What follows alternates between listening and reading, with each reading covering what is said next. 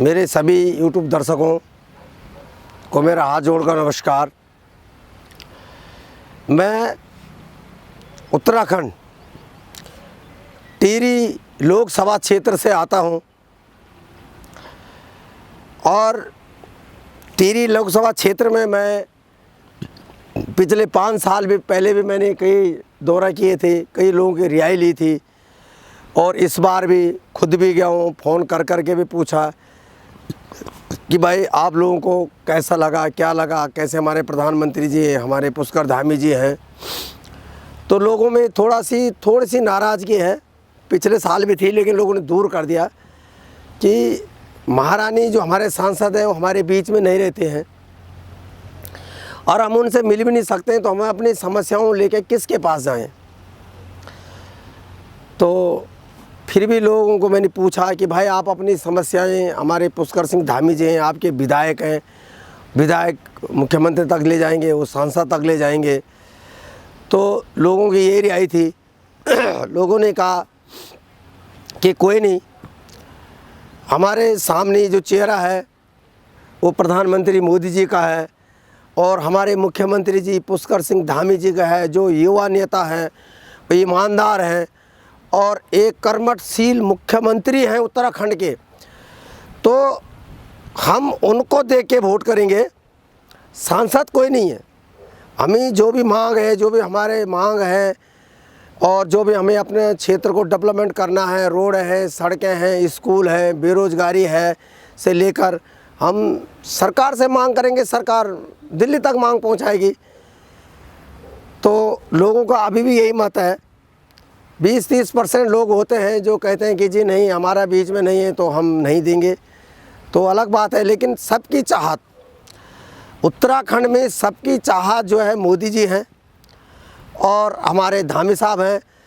तो उत्तराखंड को मेरे भाइयों, मैं टिहरी संसदीय क्षेत्र के सभी वोटरों को अपील करता हूं कि मैं जो आपके सामने बोल रहा हूं, मैं उत्तराखंड आंदोलन से जुड़ा हुआ व्यक्ति हूं। मैं पिछले वीडियो में भी बोला था कि हमने कई महीनों तक आंदोलन किया है, लाठियां खाई है हमने, 24-24 घंटा, 12-12 घंटा हमें पुलिस चौकी में रखा गया। हमने खूब लाठियां खाई, भूख हड़ताल की, धरना प्रदर्शन किया और किसी तरह से हमारे जो भाइयों बहनों ने गोलियां खाई और उसके बाद कई संघर्षों के बाद उत्तराखंड राज्य बनाया। तो मैं 1994 की बात करता हूँ, 1 अक्टूबर, जब हम ऋषिकेश से 6 से 7 बसें गई थी, उसमें हमारी एक बहनों की भी बस थी, जो एक बस अलग से थी। तो जब बस निकली तो हम 2-4 थे जो अलग एक गाड़ी से जा रहे थे, तो हमें राय वाले से आगे रोक दिया गया था और हमें वहीं पकड़ लिया था। पुलिस वालों ने आगे नहीं जाने दिया, वहीं हमें धर लिया था, वहीं रोक दिया गया था और हम आगे नहीं जा पाए। लेकिन जब सुबह 7 या 8 बजे के बीच में जब मुजफ्फरनगर से बसें वापस आई तो एक भी बस में कोई भी हमारे आंदोलनकारी भाई नहीं थे। सारे बसों के शीशे टूटे हुए थे, ड्राइवरों के सिर फूटे हुए थे। तब उन्होंने दास्तान किया कि हमारे साथ कैसे कैसे हुआ। वहाँ लोगों के साथ बसों से उतार के उन पर गोलियाँ मारी गई। हमारी बहनों का आज भी पता नहीं कि कितना जिंदा है, कितना नहीं, उनके साथ क्या क्या हुआ वो तो सब जानते हैं जो उस आंदोलन से जुड़े हुए हैं। वो हम बयान नहीं कर सकते हैं, हम दोबारा नहीं बोल सकते कि हमारी बहनों के साथ क्या हुआ, क्या नहीं हुआ। लेकिन हमें इस चीज़ को याद रखना है। और उस समय केंद्र में किसकी सरकार थी, यूपी में किसकी सरकार थी, ये भी हमें याद रखना है। तो मेरे अपने संसदीय क्षेत्र टिहरी के सभी वोटरों से, माता बहनों से अपील करता हूं कि अपना मन को डाइवर्ट ना करें, इतना उधर ना भटकाएं। हमें ऐसा मुख्यमंत्री, ऐसा प्रधानमंत्री दोबारा मिलने वाला नहीं है। खंडूरी साहब मिले थे हमें एक उत्तराखंड को, जिन्होंने अपने रहते हुए बहुत सारे काम किए। 108 जो एम्बुलेंस लगाई वो उनकी देन है, गांव-गांव में सड़कें पहुंचाना ये सब उन्हीं की देन है। और आज किसी को भी कोई प्रॉब्लम होती है, वो किसी भी दूर दराज क्षेत्र में 15 मिनट के अंदर वहाँ एम्बुलेंस पहुँच जाती है। ये हमारे खंडूरी जी के दीन है। तो खंडूरी जी के बाद जो अगर हमें मुख्यमंत्री मिले हैं वो पुष्कर धामी जी मिले हैं, उन पे विश्वास करो, हमारे मोदी जी पे विश्वास करो। मैं आपको वादा करता हूँ, यकीन दिलाता हूँ कि जिस तरह से हमने उत्तराखंड राज्य के लिए लड़ाई लड़ी, सीने में गोली खाने को हर समय तैयार रहे, आंदोलन किया, आज मेरे पास भी 10 मांगों की लिस्ट है जो हमें उत्तराखंड के लिए लड़ाई लड़नी है। और हम तभी लड़ सकते हैं जब हमारे एक ही पार्टी के सांसद हों, एक ही पार्टी के विधायक हों और उत्तराखंड से लेकर केंद्र तक एक ही सरकार हो।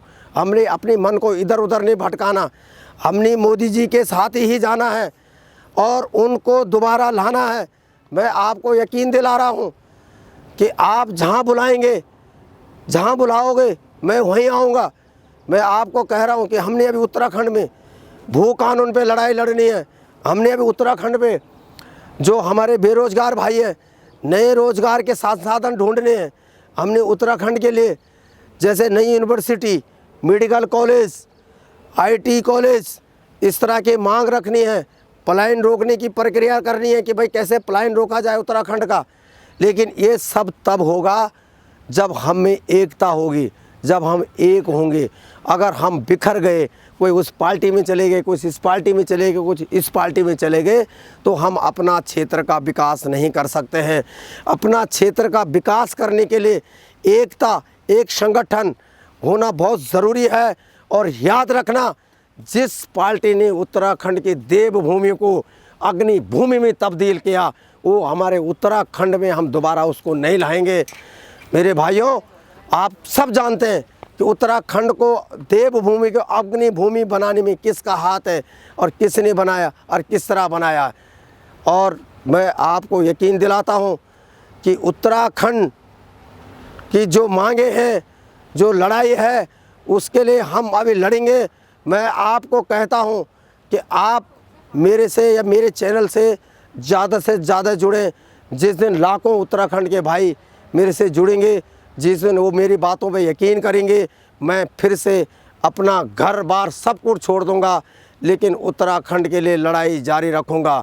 और हमें अभी लड़ाई लड़नी है उत्तराखंड नौजवानों के लिए, उत्तराखंड भू कानून के लिए और अंकिता भंडारी केस के लिए भी लड़ाई लड़नी है।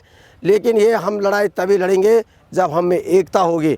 और हमने अभी मोदी जी को सपोर्ट करना है, उनको वोट करना है। और हम उत्तराखंड से न पुष्कर धामी जी को खोना चाहते हैं और न केंद्र में मोदी जी को खोना चाहते हैं। इसलिए मेरे सभी संसदीय क्षेत्र टेरी से सभी वोटरों से मैं निवेदन करता हूं, हाथ जोड़कर प्रार्थना करता हूं कि आप अपने मन को इधर उधर मत भटकाए। आप कट्टर सा, आप एक होके मोदी जी को सपोर्ट करो। अगर कहीं पे आपकी मांगें पूरी नहीं होती है तो हम उसके लिए आंदोलन खड़ा करेंगे, धरना प्रदर्शन करेंगे, लेकिन तभी करेंगे जब हम उनको सपोर्ट करेंगे। अगर हम उनको सपोर्ट नहीं करेंगे तो वो भी हमें सपोर्ट नहीं करेंगे। इसलिए मैं सबको हाथ जोड़ कर प्रार्थना करता हूँ कि लोग ज़्यादा से ज़्यादा वोट बाहर निकलें और हमारे मोदी जी को सपोर्ट करें और उनका 5 के 5 सांसद दिल्ली भेजें। ताकि मैं आपको कहता हूँ, आप मेरे से लाखों लोग जुड़ो, मैं दिल्ली से आपकी मांग लेके बीजेपी दफ्तर तक जा सकता हूं।